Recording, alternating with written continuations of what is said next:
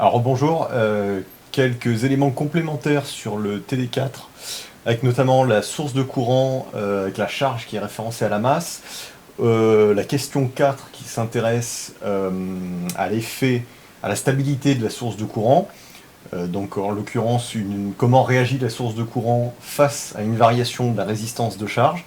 Alors je vous propose qu'on le démontre, enfin, en tout cas qu'on regarde comment se comporte la source au tableau. Alors du coup, mettons que dans notre raisonnement, on ait une augmentation. Alors, je vais prendre un marqueur qui fonctionne. Mettons qu'on ait la résistance de charge qui augmente d'un facteur delta R. Ça va impliquer que la tension VC, aux bornes donc de la charge, va augmenter, mettons, d'un facteur delta V, ok.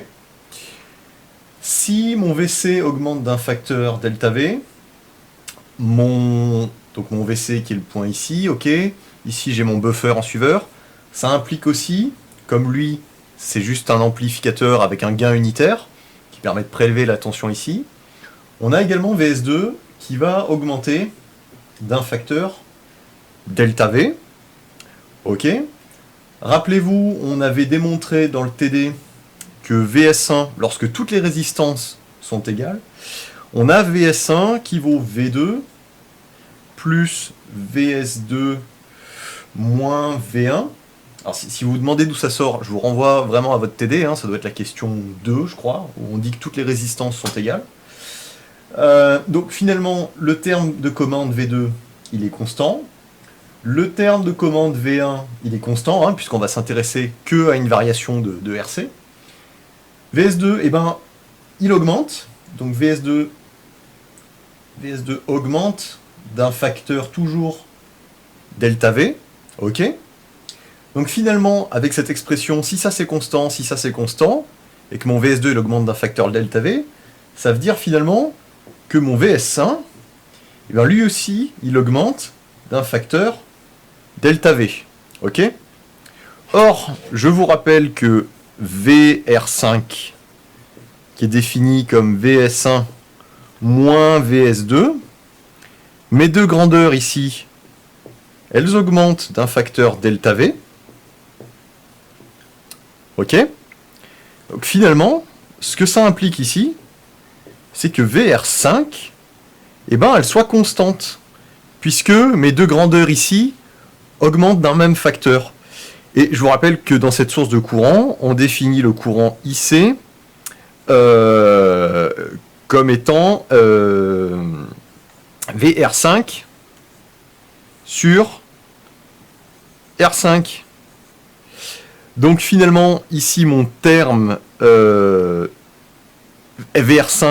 il est constant. Donc j'ai un terme constant en haut. Et mon R5, eh ben, il ne va pas bouger non plus. Hein. C'est le R5 ici. Donc bah, j'ai deux termes constants. Donc mon IC va globalement rester constant. C'est quelque chose qu'on peut assez bien vérifier par la simulation.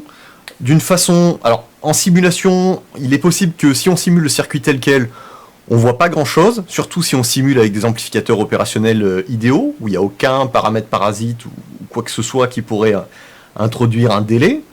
Donc en simulation, ce que j'ai fait, c'est que j'ai rajouté ici un bloc de délai, un délai pur. Alors là, je le mets dans le domaine de transformé en Z, domaine discret, mais en fait, ce sera dans le domaine de Laplace, donc ce sera une exponentielle.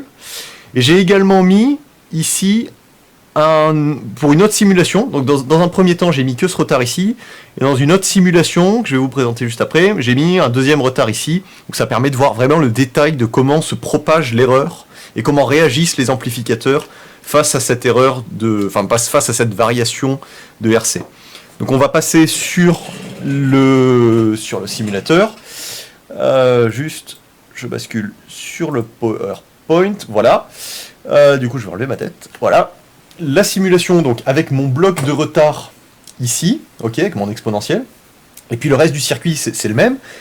Petite particularité ici, ma résistance de charge, c'est R14, R6 avec ce switch. Ce switch, c'est un switch qui est normalement fermé. Ok, donc normalement fermé au démarrage de la simulation, c'est bypassé. Donc j'ai un RC qui vaut 100 ohms. Et puis, au bout de 300 millisecondes, il va s'ouvrir. Ce qui fait que mon RC, il va valoir 1 kg. Bon, 1 kg plus 100 ohms. Ok. Donc ça permet de simuler une augmentation de RC, comme on vient de faire au tableau blanc. Donc voilà le résultat de la simulation. À 300 millisecondes, donc le switch s'ouvre, donc j'ai mon augmentation de RC. Et donc comme on disait, instantanément, donc j'ai mon augmentation de VC. Et puis petit à petit, donc on retrouve le phénomène. Donc j'ai mon VC qui augmente d'un facteur delta V, mon VS2 qui va également augmenter d'un facteur delta V, et de même mon VS1 qui augmente de ce même facteur delta V. Ce qui fait que mon VR5, qui est tracé en mauve ici, donc qui est défini, je vous rappelle, comme VS1 moins VS2, comme mes grandeurs VS1 et VS2 augmentent à chaque retard d'un même delta V, je me retrouve globalement avec un VR5 qui est constant. Et comme j'ai un VR5 qui est constant, je me retrouve avec un IC, mon I-out ici, qui reste constant. Donc voilà comment fonctionne, comment se démontre un petit peu la stabilité de cette source de courant. Alors ça c'est une autre simulation, je vous laisserai la regarder tranquillement chez vous, c'est complémentaire comme je disais avec le deuxième délai introduit sur la sortie du premier ampli up. Donc tous les deux blocs introduisent un retard pur de 10 millisecondes, et puis là vous avez le résultat de la simulation, où vous pouvez voir donc la propagation de cette erreur, et comment est-ce qu'au final on revient, comment est-ce qu'au final on revient à notre valeur de IC initiale à 4 mA avant qu'on ait ce transitoire sur RC. Voilà, en espérant que ça puisse vous être utile et que ça vous ait un petit peu éclairé votre lanterne. Voilà.